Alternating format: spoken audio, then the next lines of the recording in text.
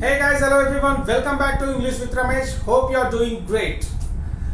ఆ కార్ కొనుక్కునేంత స్తోమత నాకు లేదు, ఐఫోన్ కొనుక్కోగలిగేంత స్తోమత ఆమెకి లేదు, సొంత ఇల్లు కలిగి ఉండేంత స్తోమత వాళ్ళకి లేదు, కార్పొరేట్ వైద్యం కార్పొరేట్ విద్య అందుకోగలిగేంత స్తోమత వాళ్ళకి లేదు.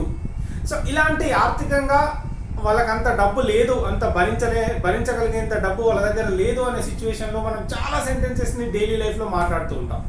మరి అవన్నీ కూడా ఇంగ్లీష్లో ఎట్లా చెప్పాలి అనేది ఈరోజు క్లాస్లో తెలుసుకునే ప్రయత్నం చేద్దాం. మన క్లాసెస్ అన్నీ కూడా చాలా రియలిస్టిక్ ఎగ్జాంపుల్స్ ఉంటాయి, లైవ్లీ ఎగ్జాంపుల్స్ ఉంటాయి కాబట్టి so that it will be easy for you to get connected to the language so that you can remember and you can start speaking easily, right? So guys, without wasting any time, let's get straight to the topic. Okay? Well, when we don't have enough money to pay for, అంటే మన దగ్గర ఏదైనా కొనడానికి కానీ కట్టడానికి కానీ సరిపోయేంత డబ్బు లేనప్పుడు దాన్ని మనం ఇంగ్లీష్లో అఫోర్డ్ అనే వర్బ్ని యూజ్ చేస్తాం. Afford, okay? వర్బ్ నెంబర్ 2 వచ్చేసి అఫోర్డెడ్ అనేది యూజ్ చేయడం జరుగుతుంది ఆఫ్ కోర్స్. అయితే అఫోర్డ్ అంటే ఆఫ్ కోర్స్ ఇక్కడ ఏంటి అంటే భరించగలిగేంత లేదా స్తోమత కలిగి ఉండడం అనే సిచ్యువేషన్లో మనం ఉపయోగిస్తూ ఉంటాం. ఎగ్జాంపుల్స్ చూస్తే మనకి సూపర్ క్లారిటీ వస్తుంది. So let's jump in to the examples, right? Don't spend more money. Don't spend more అంటే ఎక్కువ ఖర్చు పెట్టకు. డోంట్ స్పెండ్ మోర్, ఇక్కడ స్పెండ్ అంటే ఖర్చు చేయడం అనే మీనింగ్లో ఉపయోగిస్తాము, అది verb. Okay, don't spend more అంటే ఎక్కువగా ఖర్చు పెట్టకు. దెన్ యూ కెన్ అఫోర్డ్ అంటే నువ్వు భరించగలిగినంత దానికంటే ఎక్కువ ఖర్చు పెట్టకు. ఎందుకంటే one fine day you will have no money, you will be left with no money. At that time nobody will be there to help you. ఆ రోజు నీకు ఎవరు సాయం చేయరు. అంటే మనం సంపాదించిన దానికంటే భరించగలిగిన దానికంటే ఎక్కువగా ఖర్చు పెట్టకు అని చెప్పినప్పుడు డోంట్ స్పెండ్ మోర్ అంటే ఎక్కువగా ఖర్చు పెట్టకు. దాన్ అంటే కంటే, దేనికంటే యూ కెన్ అఫోర్డ్ నువ్వు భరించగలిగిన దానికంటే లేదా నువ్వు స్తోమత కలిగిన దానికంటే. ఓకే, ఇట్లా ఈ విధంగా చెప్పడానికి. అలాగే ఇక్కడ we can't afford the corporate hospitals లేదా కార్పొరేట్ ట్రీట్మెంట్.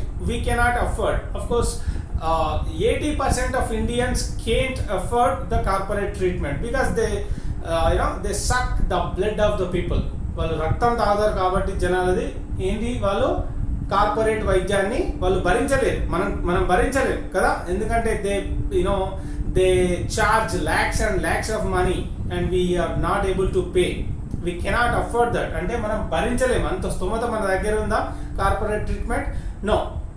ఓకే, ఈ విధంగా we cannot afford the corporate hospitals are corporate treatment. Most of the Indians అని కూడా యూజ్ చేయొచ్చు. Most of the Indians cannot afford అంటే భరించలేరు. ఓకే, ఏంటి, they cannot afford the corporate treatment or corporate education whatever, ఎందుకంటే ల్యాక్స్లలో గుంజేస్తూ ఉంటారు కాబట్టి. అలాగే he is not able to afford a new car అంటే అతను కొత్త కార్ని భరించలేడు, అంటే అతని దగ్గర అంత డబ్బు లేదు, కొత్త కార్ కొనేంత మనీ అతని దగ్గర లేదు అని చెప్పడానికి. అలాగే చాలా ఎగ్జాంపుల్స్ చెప్పొచ్చు. Can you by an iPhone అంటే ఐఫోన్ కొనగలుగుతావా, నువ్వు భరించగలుగుతావా అని అర్థంలో. ఓకే, ఐఫోన్ కొనగలిగేంత డబ్బు నీ దగ్గర ఉందా లేదా, ఐఫోన్ కొనగలిగేంత స్తోమత నీకుందా అని అడగడానికి can you afford and iPhone ఈ విధంగా యూజ్ చేస్తాను. Well, I wanted to buy an iPhone అంటే నేను ఐఫోన్ కొనాలనుకున్నా, బట్ ఏమైంది, ఐ కుడ్ నాట్ అఫోర్డ్ అంటే నేను అంత స్తోమత నా దగ్గర లేకపోయింది, అందుకే నేను ఐ కుడెంట్ బై ఇట్, అందుకే కొనలేకపోయాను. ఈ విధంగా చెప్తాం. ఓకే, ఇట్లా. వెల్, అదేవిధంగా చూస్తే gas and petrol prices have become అన్అఫోర్డబుల్ in India.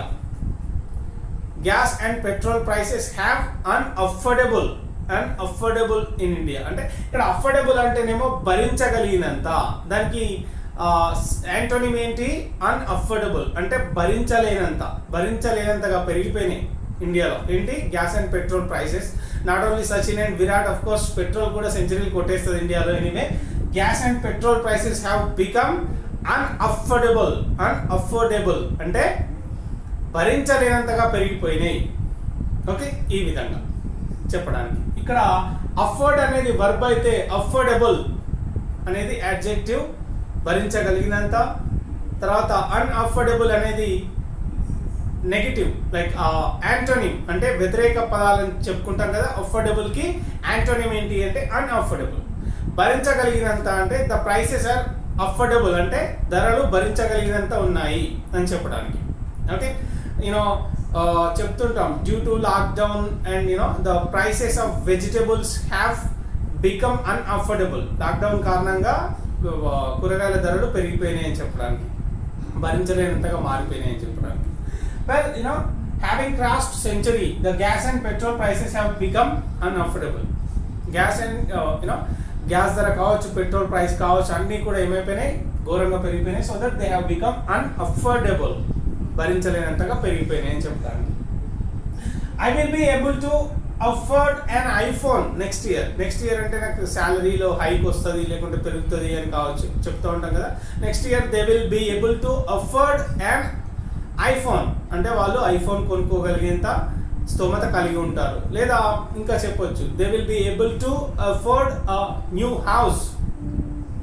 వాళ్ళు కొత్త ఇల్లు కొనుక్కోగలిగేంత స్తోమత కలిగి ఉంటారు అని చెప్పడానికి. ఓకే, ఆ విధంగా చెప్పొచ్చు.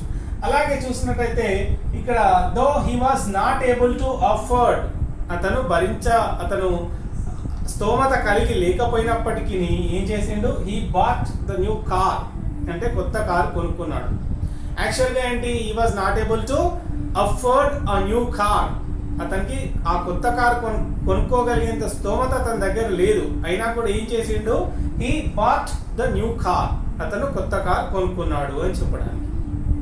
ఓకే, ఈ విధంగా మనం చాలా ఎగ్జాంపుల్స్ క్వశ్చన్స్ చేయొచ్చు, లేదా ఎగ్జాంపుల్స్ కూడా మనం సెంటెన్సెస్ కూడా మనం మాట్లాడుతూ ఉండొచ్చు. డైలీ లైఫ్లో ఇవి చాలా అవసరం మనకి.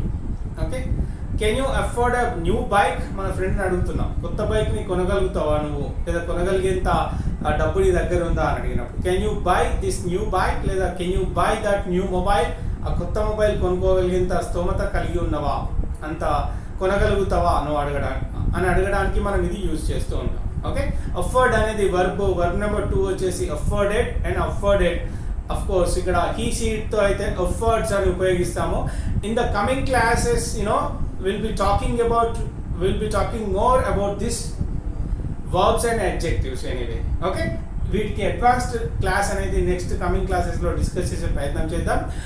Well guys, hope you have got this class clearly. If any doubts, just put them down, drop them down in the comment section so that I'll be able to see and clear them, right? Well, see you in the next class. Bye for now.